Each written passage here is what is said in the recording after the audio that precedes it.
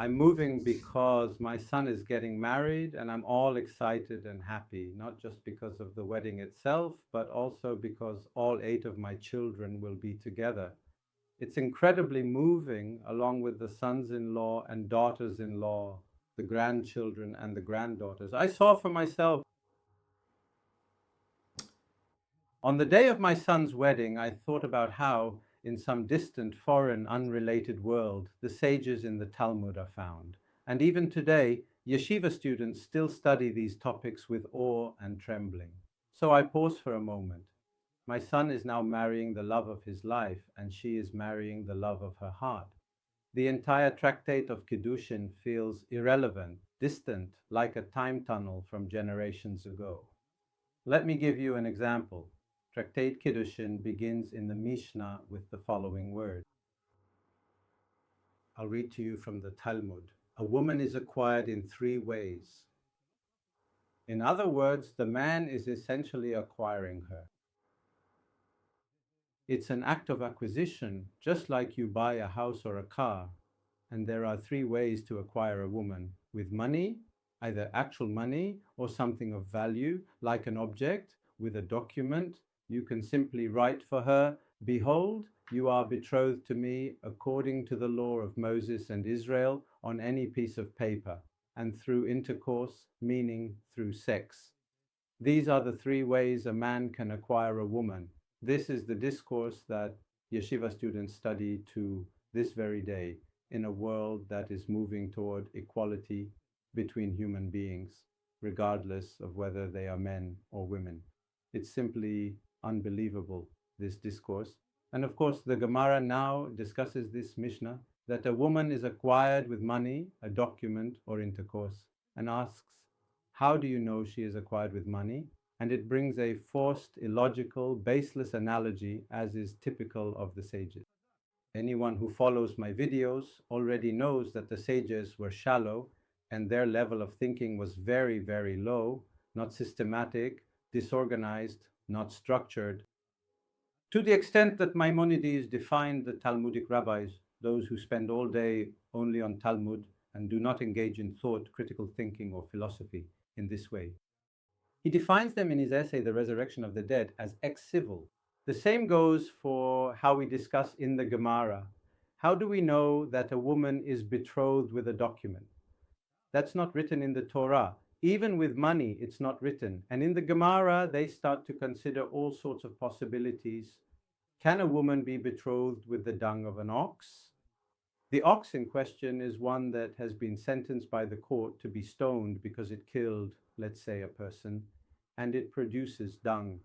Now, a man comes and takes the dung of this ox, which has been sentenced to stoning and is therefore forbidden for benefit, and uses it to betroth a woman. Does she become betrothed or not? This is serious. Do you understand what they're dealing with? Or, for example, a dog chases after a woman, barking at her, and a man says to her, "You are betrothed to me with this money you would have been willing to pay for someone to save you from the dog." Is she betrothed? Is she not betrothed? What is this? What are these games? What is this nonsense? A woman is running away from a dog and a man betroths her. Do you understand what a strange, foreign, and distant world this is? Now I'll give you an example from my book, Chazal Bari, another example of the OCD-like pill-pool of the sages. So we said that a woman is acquired through intercourse. And then in the Gemara, they come and discuss, what does intercourse mean? What is the definition of sex in order to determine that the acquisition, the man acquiring the woman to be his wife, has taken place? For example, let's say a kiss, the beginning of sex, a kiss. Or when he says who, is that already considered sex and he has acquired her? No. So they say it must be like a brush in a tube. That is, that the sexual organ enters the vagina. And then they ask, wait, how much needs to enter? Is just the beginning enough, or does the entire organ need to enter? So I'll read to you from the book, The OCC of the Sages, so you can see just how absurd and ridiculous it is that the state of Israel budgets, funds, and legitimizes educational institutions that study all day only this kind of content. So I'm reading from Tractate Kiddushin, page 11a, from my book, The Sages in Fragrance. The students ask the cantor, if someone betroths through intercourse, is it enough for him to insert just the glands of his organ, or does he need to insert the entire length of his organ? Now, this question is important. They add there in the Gemara. Why? In the wording of their question. Why does it matter? What's the practical difference? Whether he inserted just the glands of his organ, or if he needs to insert the whole thing. What difference does it make? After all, in the end, he'll insert the whole thing anyway. They say, no, no, no, no, no. Here, he's doing it. There is a practical difference. There is a situation where you need to determine the act of acquisition. For example, if a man betrothed a woman in the forest and only managed to insert just the glands of his organ, before he managed to insert the entire organ, another man came along. And he betrothed her with money or with a ring and said to her, behold, you are betrothed to me according to the law of Moses and Israel with this ring, before the first man had inserted his entire organ. Now imagine the situation. A man comes and betroths a woman in the forest, has already inserted the glands of his organ, and then another man enters the room, betroths her with a ring, and if he extends his hand. And the question is, to whom is she betrothed? Is she betrothed to the one who inserted the glands of his organ or not? Or to the one who betrothed her with the ring?